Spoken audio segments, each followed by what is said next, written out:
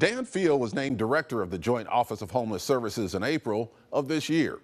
Field, a Kaiser Permanente executive, replaced former director Marc Jolin, who resigned in March of 2022, and then interim replacement Shannon Singleton, who stepped down barely 8 months later. The Joint Office was formed 7 years ago. It is under increased scrutiny as a Multnomah County audit found several issues that undermine its effectiveness at a time when homelessness continues to plague the city. There are an estimated 6,000 homeless on the streets in the Portland metro area. Dan Field, welcome to Eye on Northwest Politics. Thank you, Ken. Good to be here. Well, the Joint Office has a $294 million budget. About $40 million comes from the city of Portland. But as we've heard, it's been hard getting that money out the door. So why is that? You know, really, when I took the job just about 5 months ago, Ken, I came in with three priorities. One of them was to create an aligned vision across our community so we could all be rowing in the same direction. The second one was to strengthen and rebuild the relationships with the city, primarily City of Portland. And then the third one really was to help increase the effectiveness of the Joint Office itself and support the staff in doing the work that they came there to do. I think we've made great progress on all three of those, and I know we'll talk about that this morning.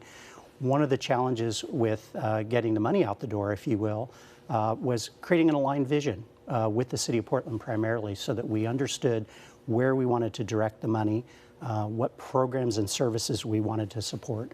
And as I said, I think we've made great progress on that front, and I think you'll see that the Joint Office will be increasingly effective. So for example, just in the last quarter of the fiscal year, I joined at the beginning of the last quarter of the fiscal year, and in that one quarter alone, we spent more than we had the three previous quarters. And so that's demonstration of the increased effectiveness that we're seeing at the Joint Office just in the last few months. We'll talk a little bit about what the Joint Office has done, but one of the biggest criticisms, and you alluded to this, is a perceived lack of coordination between Multnomah County, the City of Portland, and we can even include Metro in this because they have a role as well. Now, the Joint Office is under Multnomah County, where most of the homeless population is. What's the disconnect? What has been the disconnect between all of the entities involved in trying to solve this problem? Yeah, you covered the entities, and I would add there are 4 East County jurisdictions, Troutdale, Fairview, Wood Village, and City of Gresham. So it's not just City of Portland. I would also add that now the state, Governor Tina Kotek, has taken a very active role in this with the task work. force that she formed. Yeah. The task force, with the Oregon All In initiative, where she's pushing money out to different communities, including Multnomah County. So you have a lot of different government players at the table, not to mention all the private sector organizations and individuals who are participating as well.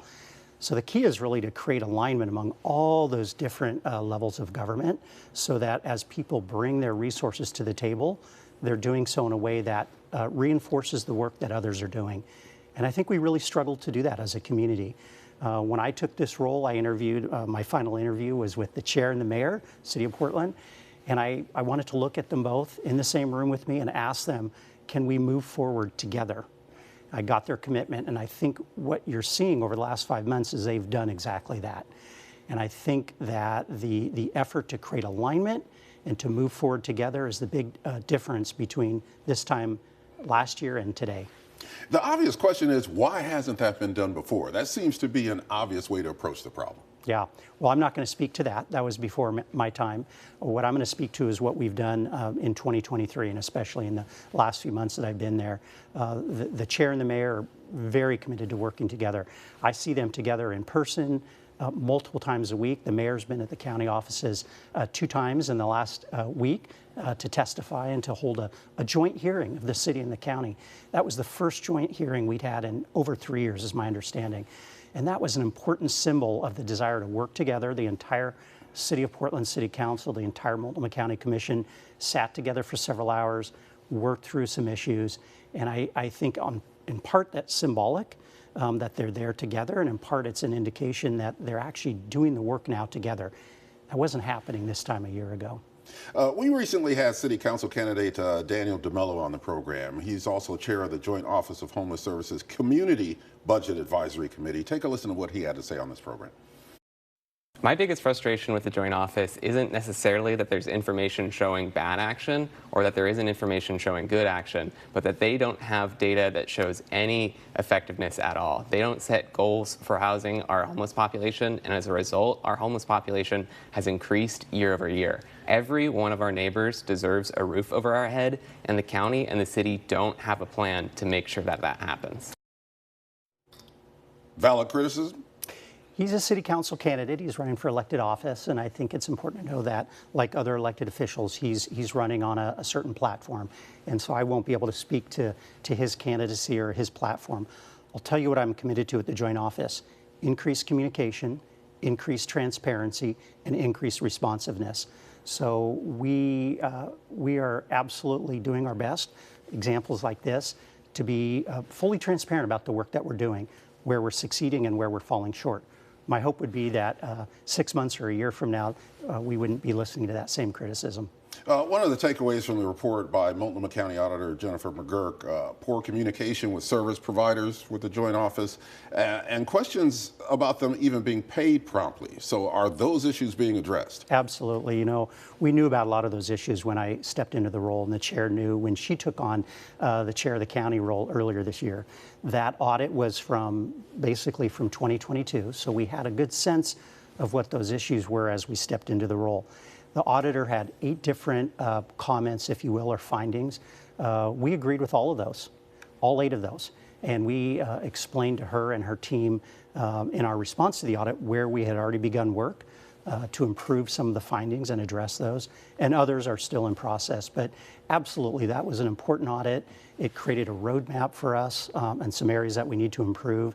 And we're working hand in hand now with the auditor to methodically work through those 8 findings. Yeah, the city of Portland is concentrating on establishing these safe rest villages, but they do need support for services from Multnomah County. So is that happening? Yeah, absolutely, Ken. That's an important question, and I think that's where voters especially need to hold us accountable at the city and at the county. So just on Thursday of this past week, we had a session of the County Commission. They voted to appropriate an additional $16 million to support the second 2 task sites, we're calling them. Those are the larger encampments that the city has pioneered. We helped fund the first one. We're now committed to helping to fund the second 2. And I would say more importantly than just the funding is we're aligning our services. So for example, county paid housing placement workers will be in those communities, working with those residents, working with Urban Alchemy to place residents into housing and free up those spaces for others to come off the street and into those task sites. So we've only got a couple seconds left here, but can we solve this problem? Can we solve this problem? We can absolutely make progress, and I think we're headed that way. I think in retrospect, people will view 2023 as very much of a transitional year. It's the year that we really started to work together, create an aligned vision, moved the dollars and the resources forward in a way that supports the community, that recognizes the significance of the challenge we're seeing, particularly in our streets, but throughout our communities. So absolutely, I'm very optimistic. Dan Field, Joint Office of Homeless Services, thank you for being on Eye on Northwest Politics. Thank you, Ken.